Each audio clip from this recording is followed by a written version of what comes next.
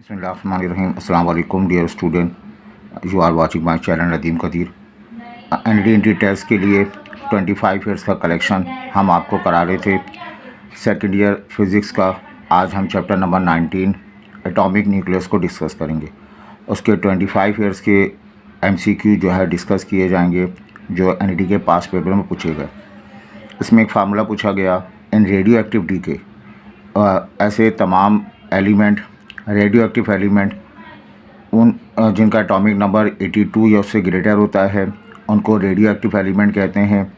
वहाँ नेचुरली तौर पर रेज़ इमिट होती हैं, रेडियो एक्टिव रेज़ इमिट होती हैं, alpha beta gamma rays develop होती हैं. उन एलिमेंट टाइम के पास होने के साथ साथ उनमें डीके प्रोसेस होना शुरू हो जाता है तो वो रेडियो एक्टिव डीके कहलाएगा. उस रेडियो एक्टिव डीके का फार्मूला है n equal to dash lambda E की पावर माइनस लैम्डा टी. तो ये एन नॉट कहलाएगा. ये पूरा मुकम्मल फार्मूला है n equal to N not E power minus lambda T. जबकि लैम्डा जो है वो कंफ्यूज होता है बच्चे से. ये वेवलेंथ नहीं है, ये कहलाएगा डीके कांस्टेंट. ये मैटर टू मैटर वेरी करता है, डीके कांस्टेंट है ये. ठीक है. इसमें जो n है और ये जो एन नॉट है दोनों जो हैं वो नंबर ऑफ़ न्यूक्लियाई को रिप्रेजेंट करते हैं. नंबर ऑफ़ न्यूक्लियाई और नंबर ऑफ़ न्यूक्लियाई दोनों जो हैं वो कितने न्यूक्लियस मौजूद हैं, न्यूक्लियस में कितने एलिमेंट मौजूद हैं उसको रिप्रेजेंट करते हैं. लेकिन ये उस वक्त है जब ऑब्ज़र्वेशन शुरू हुई, स्टार्टिंग पॉइंट पर है. और ये कब है? जब प्रेजेंट तौर पर है. 2 दिन बाद, 3 दिन बाद, 1 साल बाद, 100 साल बाद जो भी होगा तो वो n नंबर ऑफ न्यूक्लियाई कहलाएगा. इनका ratio n upon N not ये कहलाता है radioactive rate of decay कहलाएगा. इनका रेशो जो है बेटा रेट ऑफ डीके कहलाएगा. तो बहरहाल n equal to N not E की पावर माइनस लैम्डा टी ये इसका फार्मूला है. अब इसका ग्राफ बनाया जा सकता है. यहाँ टाइम है, यहाँ n है. इनिशियली तौर पर जब टाइम 0 है तो ये हमारे पास number of element n naught के बराबर हैं. और जब टाइम जो है वो जैसे जैसे टाइम पास होता है मतलब हाफ़ लाइफ के बाद होगा ये कि इसमें एलिमेंट जो है वो हाफ़ हो जाएंगे. फिर हाफ़ लाइफ के बाद एलिमेंट और हाफ़ हो जाएंगे और हाफ़ हो जाएंगे. तो इसका ग्राफ जो बनता है n और t के दरमियान जो ग्राफ बनता है वो एक्सपोनेंशियली तौर पे ग्राफ बनता है. ये ग्राफ एक्सपोनेंशियल ग्राफ है, एक्सपोनेंशियल ग्राफ है. यानी नंबर ऑफ़ एलिमेंट जो हैं वो नंबर ऑफ़ न्यूक्लियाई डिक्रीज़ होते रहते हैं जैसे जैसे टाइम पास होता रहता है. तो rate of DK of radio active substance मतलब n अपॉन एन नॉट, ये जो रेट ऑफ डीके जो है इंक्रीज़ होता है टाइम के साथ, कांस्टेंट रहता है टाइम के साथ, डिक्रीज़ होता है, एक्सपोनेंशियली डिक्रीज़ होता है with respect to time is the best answer. ये एक्सपोनेंशियली तौर पर डिक्लाइन होना शुरू हो जाता है. Radioactive decay rate of decay decrease होता है, इसीलिए इसका जवाब जो है वो माइनस में आता है. आगे बढ़ते हैं. ये बड़ा इंपॉर्टेंट क्वेश्चंस हम आपको करा रहे हैं. इस टाइप के क्वेश्चंस काफ़ी पेपर में आते हैं. After alpha decay, alpha decay का मतलब है एक हमारे पास रेडियो एक्टिव एलिमेंट है, उसका न्यूक्लियस, उसमें से अल्फ़ा डीके हो रहा है. अल्फ़ा डीके हो रहा है तो होगा क्या? कोई एलिमेंट हमारे पास है, उसका एटॉमिक नंबर ए है. एटॉमिक नंबर का मतलब उसमें उसके न्यूक्लियस में प्रोटॉन और न्यूट्रॉन की तादाद ऐसे, और चार्ज नंबर z है. चार्ज का मतलब सिर्फ z जो है वो जो प्रोटॉन की तादाद z के बराबर है. ये पूरा न्यूक्लियस को रिप्रेजेंट करता है. ये न्यूट्रॉन और प्रोटॉन की तादाद एटॉमिक नंबर, और ये सिर्फ और सिर्फ प्रोटॉन. अब डीके हुआ, डीके होने का मतलब इसमें से क्या निकला? अल्फ़ा एलिमेंट का मतलब है हीलियम का एटम. और ये आपने याद रखना है हीलियम में 4 प्रोटॉन हैं और 2 इलेक्ट्रॉन हैं. जब ये निकल जाएगा, डीके हो जाएगा, तो हमारे पास जो पेरेंट न्यूक्लियाई था वो डॉटर न्यूक्लियाई में कन्वर्ट होगा. उसकी शेप क्या होगी बताइए? 4 न्यूट्रॉन निकले हैं या 4 प्रोटॉन निकले हैं तो A-4 हो जाएगा. और 2 जो है वो प्रोटॉन की कमी हुई यहाँ पर, तो प्रोटॉन न्यूट्रॉन जो है वो 4 हैं तो A-4, प्रोटॉन 2 निकले हैं तो Z-2। ये इसका सिचुएशन होगी। अब क्या पूछा गया, आफ्टर अल्फ़ा डिके होने के बाद ये सिचुएशन बची है, एटॉमिक नंबर में 4 की कमी है और चार्ज नंबर में 2 की कमी है। चार्ज इंक्रीज़ बिल्कुल नहीं, चार्ज इंक्रीज़ नहीं होता, चार्ज डिक्रीज़ होता है 4, लेकिन 4 नहीं, चार्ज 2 के साथ डिक्रीज़ होता है। मास इंक्रीज़, मास तो बिल्कुल इंक्रीज़ नहीं होगा, और मास जो है डिक्रीज़ होगा। ये मास नंबर है, इसे एटॉमिक नंबर या मास नंबर भी कहते हैं। मास डिक्रीज़ होगा बाय 4, बिल्कुल सही, ये मास जो है वो डिक्रीज़ होगा 4 के साथ। और बेटा देखें, ये सवाल भी पूछा गया पेपर में कि जब एल्युमिनियम पर हीलियम की बम्बार्डमेंट की जाती है, ये इसको यूँ भी लिख सकते हैं, एल्युमिनियम हमारे पास है, इस एल्युमिनियम पर जब हीलियम एलिमेंट की बम्बार्डमेंट की जाती है, हीलियम कह लें या अल्फ़ा पार्टिकल की बम्बार्डमेंट की जाती है, तो हमें जो है वो क्या हासिल होता है, फास्फोरस हासिल होता है और एक न्यूट्रॉन मिलता है। अब ये फास्फोरस क्या होगा, अब इक्वेशन को बैलेंस करना है। 13 और 2 15, तो इन दोनों को भी ऐड करने पर 15 आएगा, यहाँ तो 0 है, ये 15 आ जाएगा। 27 और 4 31 है, तो यहाँ पर भी 31 1 मौजूद है, तो ये 30 लिखा जाएगा। तो ये P15 13 का आइसोटोप्स हमें जो है मिलेगा फास्फोरस का।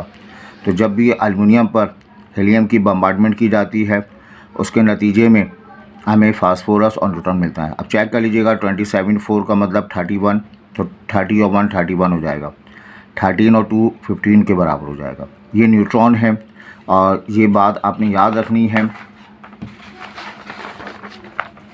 कि जब न्यूट्रॉन को रिप्रेजेंट किया जाए तो न्यूट्रॉन का एटॉमिक नंबर 1, न्यूट्रॉन पे कोई चार्ज नहीं होता, 0।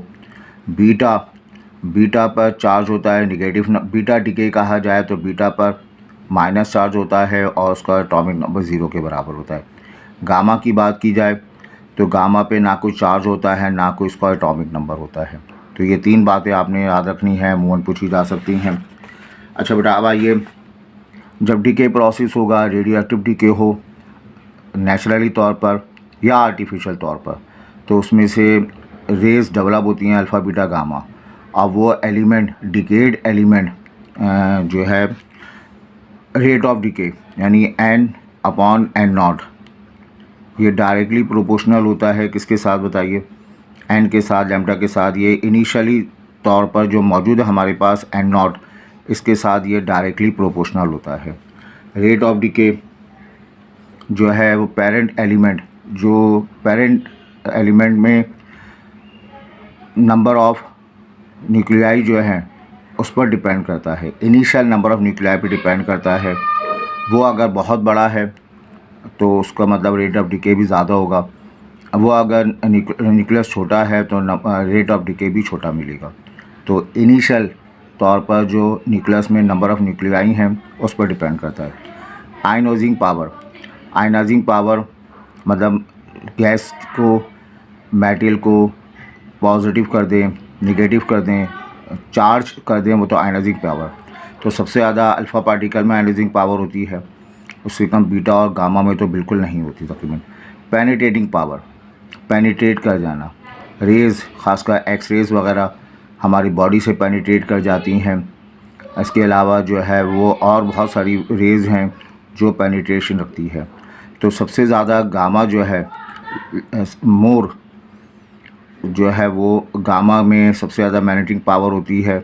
सबसे कम पेनिट्रेटिंग पावर अल्फ़ा की होती है क्योंकि ये हैवी होता है,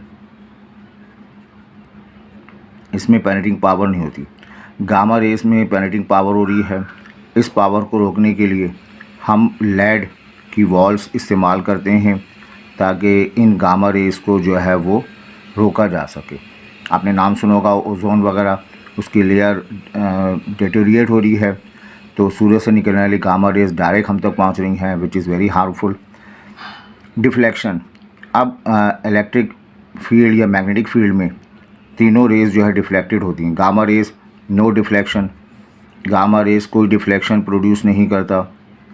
अल्फ़ा रेस जो है वो डिफ्लेक्शन प्रोड्यूस करता है, मोर डिफ्लेक्ट होता है क्योंकि इसमें चार्ज ज़्यादा होता है, मोर डिफ्लेक्शन होगा, और बीटा में जो है लेस डिफ्लेक्शन होगा। मैग्नेटिक फील्ड में अगर इनको रखा जाए तो हम ऑब्ज़र्व करते हैं अल्फ़ा पार्टिकल में मोर डिफ्लेक्शन मिलेगा। अच्छा, अब इसको छोड़ दें। अब ये कहा गया radio station broadcast waves, radio station से जो है वो वेव्स डेवलप हो रही हैं, न्यूज़ कास्ट की जा रही हैं, उसकी फ्रीक्वेंसी जो है 2000 किलोहर्ट्ज़ है, लैम्डा मालूम करना है। अब रेडियो स्टेशन ब्रॉडकास्ट से जो रेड डेवलप होती हैं वो इंफ्रारेड होती हैं, इंफ्रारेड फोटोन जो है डेवलप होते हैं। इंफ्रारेड प्रोटॉन, इनकी जो है वेलोसिटी का फार्मूला है, वेव की वेलोसिटी का फार्मूला है एफ लैम्डा। इंफ्रारेड फोटोन कहा जाए तो फोटोन की स्पीड सी होती है, फ्रीक्वेंसी और लैम्डा। सी का मतलब हो गया 3 इंटू स्पीड ऑफ लाइट, चाहे इंफ्रारेड हो, विजिबल लाइट हो, एक्स रेज़ हों, अल्ट्रा वायलेट रेज़ हों, या जो है जो भी अल्ट्रा वायलेट रेज़ हों या विजिबल रेज़ हों, सारे के सारे फोटोन स्पीड ऑफ लाइट से मूव करते हैं। फ्रीक्वेंसी दी हुई है 2000 किलो का मतलब हो गया 10⁻³ और लैम्डा मुझे मालूम करना है। लैम्डा इधर आके डिवाइड हो जाएगा 3 इंटू 10⁻8 और जब इसमें डिवाइड होगा तो उसका जवाब आ जाएगा 150। आप चेक कर लीजिएगा, 150 मीटर जो है वो इसका जवाब मिल जाएगा। ठीक है, ये 150 मीटर टू मच। तो इंफ्रारेड की वेव्स जो हैं बहुत ज़्यादा होती हैं, मीटर में और समटाइम्स किलोमीटर में जो है वो इंफ्रारेड की जो है वो वेव्स होती हैं। जो अर्थक्वेक आते हैं वो भी इंफ्रारेड होते हैं, इंफ्रारेड रेज होती हैं, उनकी फ्रीक्वेंसी भी टू मच होती है। इसी क्वेश्चन को एक और मरतबा पेपर में पूछा गया, बजाय 2000 किलोहर्ट्ज़ के बजाय 100 मेगाहर्ट्ज़। 100 मेगाहर्ट्ज़ का मतलब है 10⁻6। तो आप फ्रीक्वेंसी की जगह 100 10⁻6 लिखेंगे, ये ऐसी रहेगा, लैम्डा डिवाइड कर देंगे तो आपको जो है वो वेव लेंथ हासिल हो जाएगी ऑफ द इंफ्रारेड फोटोन की या रेडियो वेव्स की। रेडियो स्टेशन से जो न्यूज़ आ रही हैं उनकी जो वेव्स हैं वो वेव्स आपको मिल जाएंगी। अच्छा बेटा, इसके बाद आइए, यहाँ आपसे कहा जा रहा है कि 1 प्रोटॉन है, 1 इलेक्ट्रॉन है, 2 न्यूट्रॉन है, विच फॉर्म बनेगी। अब प्रोटॉन न्यूट्रॉन की तादाद को हम एटॉमिक नंबर का नाम देते हैं 1 + 2 यानी 3 के बराबर आ जाएगा। प्रोटॉन की तादाद को Z का नाम देते हैं 1। तो हमारे पास जो बनेगा वो बनेगा H, ये 1 और ये 3 के बराबर, क्योंकि फार्मूला हमारे पास क्या है, यहाँ लिखा जाता है A, यहाँ Z। तो A की वैल्यू जो है वो 3 के बराबर है और Z की वैल्यू 1 के बराबर है। तो ये हीलियम का, ये हाइड्रोजन का आइसोटोप हासिल होगा जिसे ट्रिटियम का नाम देते हैं। इस आइसोटोप्स को ट्रिटियम का नाम देते हैं और अमूमन ये जो है कब बनता है, अमूमन ये बनता है जब 2 हाइड्रोजन को, 2 प्रोटॉन को हम जो है वो ऐड कराते हैं तो ये वाला ट्रिटियम जो है वो हासिल होता है और बहुत बेपनाह एनर्जी जो है वो इस्टेब्लिश होती है। ठीक है, अब होता ये है कि न्यूक्लियस के अंदर से डिके प्रोसेस के दौरान alpha rays, beta rays, gamma rays भी निकलती हैं, लेकिन बीटा डिके भी कहा जाता है। बीटा डिके कहा जाए तो हम बीटा डिके को मोस्टली -1 से शो करते हैं कि इलेक्ट्रॉन जो है वो न्यूक्लियस से डेवलप होते हैं। अब न्यूक्लियस में तो इलेक्ट्रॉन होते नहीं हैं, इलेक्ट्रॉन तो न्यूक्लियस के अराउंड मूव कर रहे होते हैं। तो न्यूक्लियस से अगर इलेक्ट्रॉन डेवलप होते हैं तो उसे हम कहते हैं बीटा डिके, और बीटा डिके का फार्मूला है -1 और एटॉमिक नंबर 0। ये कब होता है, involves the transformation of neutron. Neutron जो कि एक न्यूट्रल पार्टिकल है वो जो है कन्वर्ट होता है किसमें, प्रोटॉन में। न्यूट्रॉन का ट्रांसफॉर्मेशन होगा प्रोटॉन में। न्यूट्रॉन जो है वो न्यूट्रलाइजेशन ख़त्म करेगा और वो जो है वो प्रोटॉन पॉजिटिव पार्टिकल में कन्वर्ट होगा। उसके लिए वो अपना एक -1 डिके करेगा और उस डिके को जो है बीटा डिके का नाम देते हैं। उसमें से एक इलेक्ट्रॉन जो है वो निकल जाएगा, causing an increase in charge number. होता ये है कि पूरे न्यूक्लियस में अब चार्ज नंबर का इजाफा हो जाएगा क्योंकि प्रोटॉन की तादाद बढ़ गई है। लेकिन एटॉमिक नंबर वही रहेगा। अब देखिए कहा जा रहा है beta rays emitted. Beta rays का मतलब है नेगेटिव बीटा रेस इमिट हो रही है न्यूक्लियस से इमिट होंगी। देन एटॉमिक नंबर, उसका एटॉमिक नंबर जो है वो अनचेंज है,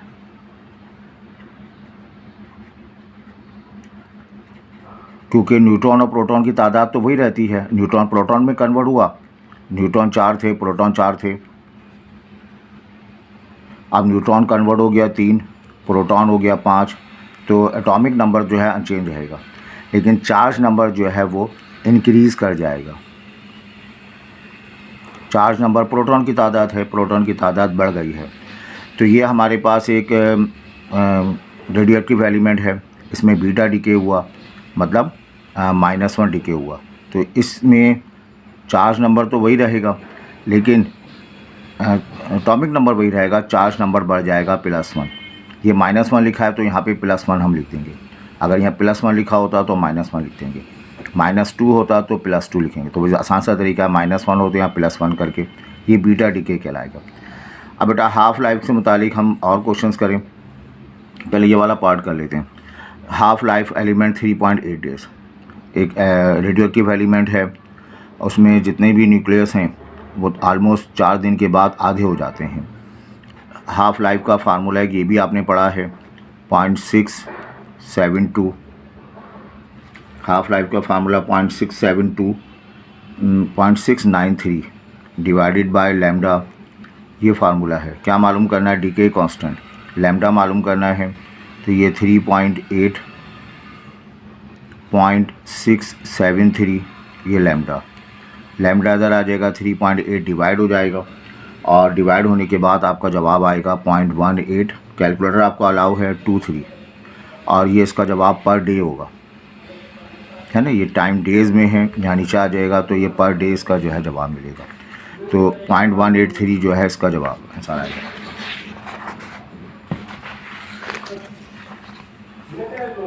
अच्छा, इसमें जो है वो हमारे पास देखें, रेडियो एक्टिव डीके जो होता है, नेचुरल हो या आर्टिफिशियल हो, ये फौरी तौर पे शुरू हो जाता है, बरसों नहीं होता, लेकिन किसी भी लम्हे शुरू हो जाता है, और ये बहुत स्पीडली तौर पर भी जो है सेकंडों में जो है वो डीके होना शुरू हो जाता है, डिक्लाइन होना शुरू हो जाता है। तो स्पॉन्टेनियसली मुस्तकिल लगातार हो रहा है, नहीं हो रहा लेकिन अचानक शुरू हो जाता है, और होगा तो एक्सपोनेंशियली तौर पर जो है वो डिक्लाइन होना शुरू होता है। तो ये सारी की सारी बातें जो है हम लिखेंगे, रेडियो एक्टिव डीके तमाम प्रोसेस को होता है। अच्छा, अब यहाँ पे हमारे पास ये लिखा हुआ है, what amount of radio active element remained after 4 cycle. ये हमारे पास है N0। एक हाफ साइकिल के बाद अब जो एलिमेंट बचेंगे वो N0/2। दूसरी हाफ साइकिल के बाद जो तादाद बचेगी N0/4, आधे कम हो जाएंगे। फिर हाफ साइकिल के बाद, हाफ लाइफ के बाद ये हो जाएगा 8। फिर हाफ साइकिल के बाद ये हो जाएगा 16। फिर हाफ लाइफ के बाद ये हो जाएगा 32 हो जाएगा। ठीक है बेटा, ये आपके पास पहली हाफ साइकिल के बाद एलिमेंट, दूसरी हाफ साइकिल के बाद, तीसरी हाफ साइकिल के बाद, चौथी हाफ साइकिल के बाद, पांचवी हाफ साइकिल के बाद। तो ये चार्ट आप बना लेंगे तो आपको आसानी होगी। 4 हाफ साइकिल, पहली, दूसरी, तीसरी, चौथी, तो N0/16। हाफ साइकिल के बाद ओरिजिनल अमाउंट 100 है, ओरिजिनल 100 है, डिवाइड करेंगे 16 के साथ, तो आपको रिज़ल्ट जो मिलेगा वो मिल जाएगा 6.25 ग्राम। 6.25 ग्राम, यानी 100 ग्राम का आपने जो है वो रेडियो एक्टिव एलिमेंट लिया। 4 साइकिल के बाद, 4 हाफ लाइफ के बाद वो कितना बचेगा? 6.25 ग्राम बचेगा। अगला सवाल है, फाइंड डिकेड अमाउंट, कितना डिके हो गया? तो आसान सी बात है, था कितना? 100, कितना बचा? 6.25। तो डिकेड ज़ाया कितना हो गया? रेडियो एक्टिव रेस की शक्ल में कितना ज़ाया हो गया, कितना निकल गया? 93.75 ग्राम ये जो है वो डिके हो गया है। इसमें सब्ट्रैक्ट कर देंगे सिंपली इसको। एक और सवाल पूछा गया, half life of random 1600 years, 1600 साल के बाद रेडियो एक्टिव एलिमेंट अपने आधा हो जाता है। बताइए 64 ईयर्स 6004 ईयर के बाद सैंपल कितना होगा। तो हमने अभी ये चार्ट बनवाया था, एन आपके पास है, एन नॉट अपॉन 2 एक हाफ साइकिल के बाद, दूसरे हाफ साइकिल के बाद इसका आधा हो जाएगा 4, उसके हाफ साइकिल के बाद इसका आधा हो जाएगा 8, उसके हाफ साइकिल के बाद आधा हो जाएगा 16। तो कितनी हाफ साइकिल होंगी बताइए। 1600 ईयर्स, पहली हाफ साइकिल 1600 ईयर्स, इसका दुगना करें, दूसरी हाफ साइकिल 3200 ईयर्स, तीसरी हाफ साइकिल क्या होगा 48, और चौथी साइकिल क्या होगा बताइए 64 ईयर्स। तो अगर पहली हाफ साइकिल 1600 ईयर्स में है तो अगली हाफ साइकिल 1600 ऐड कर देंगे, 32 ईयर्स में हो जाएगी। फिर हाफ साइकिल अगले 1600 साल यानी 4800 ईयर्स हो जाएगी। फिर हाफ साइकिल 1600 साल लगेंगे 6400 ईयर्स से। तो अब जो सैंपल होगा वो कितना हो जाएगा बताइए। ओरिजिनल के मुकाबले में 1/16 जो है वो डिके हो जाएगा, 16 गुना जो है वो डिके में चला जाएगा। ठीक है, ये 1600 और 64 से 16 64 होता है, तो 4 हाफ साइकिल आपको मिलेगी यहाँ पर। अच्छा बेटा, अब हम एंडिंग पर आते हैं। फिशन और फ्यूजन रिएक्शन से मुतालिक। फिशन रिएक्शन जो है न्यूक्लियर रिएक्शन है, जिससे हम आज के दौर में इलेक्ट्रिसिटी वगैरह प्रोवाइड करते हैं, एटॉमिक बम वगैरह जो है क्रिएट होता है। ये फिशन रिएक्शन एक कंट्रोल न्यूक्लियर प्लांट में बनाया जाता है, जहाँ पर मोस्टली जो है यूरेनियम 92-235 का आइसोटोप इस्तेमाल करते हैं। इसको बम्बार्डमेंट की जाती है स्लो न्यूट्रॉन के साथ, तो उस सूरत में जो है वो हमें बेपनाह एनर्जी हासिल होती है, जो हम इलेक्ट्रिसिटी की सूरत में या एटॉमिक बम की सूरत में जमा कर लेते हैं। नेचुरली तौर पर 92-238 का जो है यूरेनियम पाया जाता है। इसको फिशन रिएक्शन में इस्तेमाल नहीं करते, इसको जो है इनरिच किया जाता है, इसको फाइन किया जाता है और 235-92 का आइसोटोप बनाया जाता है। फिर उसको इस्तेमाल किया जाता है फिशन रिएक्शन में, स्लो न्यूट्रॉन के साथ उसमें बम्बार्डमेंट की जाती है, जिसके नतीजे में फास्ट न्यूट्रॉन और बेपनाह एनर्जी जो है हमें मिलती है। अब इस न्यूक्लियर सिस्टम को जो है वो कंट्रोल करना बहुत ज़रूरी है, अदरवाइज़ वो जो है पूरा प्लांट बर्बाद हो जाएगा। ऐसी कई एग्जाम्पल हमें मिलती हैं। तो control fission reaction take place होता है कहाँ होता है, आम लेबॉर्ट्री में नहीं करते, ये हम न्यूक्लियर रिएक्टर प्लांट में जो है वो इस फिशन रिएक्शन को कंट्रोल फिशन रिएक्शन में किया जाता है, और वहाँ पर भी बड़ा ख्याल रखते हैं। ये जो हमारे पास न्यूक्लियर रिएक्टर है, इसमें हम जो है वो एक किस्म का टैंक बना हुआ है। ये इस टैंक में ये फ्यूल है, ये ब्लैक कलर का मैंने बनाया फ्यूल, यूरेनियम के फ्यूल हैं ये, और इस फ्यूल पर जो है वो स्लो न्यूट्रॉन की बम्बार्डमेंट की जाती है, जिससे बेपनाह एनर्जी निकलती है। उस एनर्जी को कंट्रोल किया जाता है, ये न्यूक्लियर रिएक्टर है। तो यहाँ पर हम इस्तेमाल करते हैं मॉड्यूलेटर इस्तेमाल करते हैं। मॉड्यूलेटर क्या करता है, न्यूट्रॉन को स्लो करता है, स्लो न्यूट्रॉन को स्लो करता है। सही। तो जब आपके पास यूरेनियम 235 92 जब इस पर स्लो न्यूट्रॉन की बम्बार्डमेंट की जाती है, तो इसके नतीजे में हमें बेपनाह किस्म की एनर्जी मिलती है, और जो है वो 3 किस्म के न्यूट्रॉन हमें मिलते हैं, और ये फास्ट मूविंग होते हैं।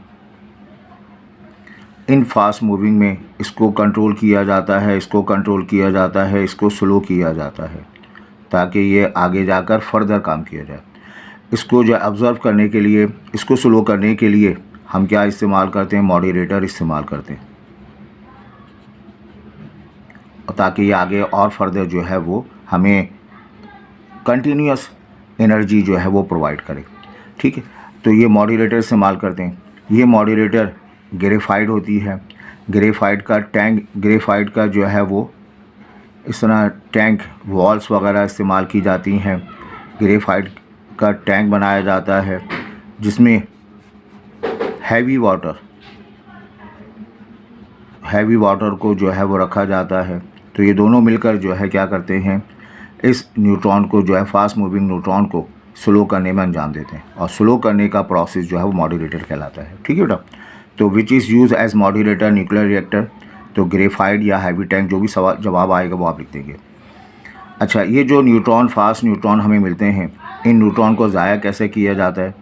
ये कैडमियम की रॉड इस्तेमाल की जाती हैं। ये रॉड जो है इस न्यूट्रॉन को, फास्ट मूविंग न्यूट्रॉन को जो है वो एब्जॉर्ब कर लेती हैं। अब जब एब्जॉर्ब कर लेती हैं तो कैडमियम या बेरियम की रॉड इस्तेमाल करते हैं। Cadmium rod are use in nuclear reactor, is use to control the reaction. Reaction कंट्रोल करने के लिए इन रेस को इस्तेमाल किया जाता है।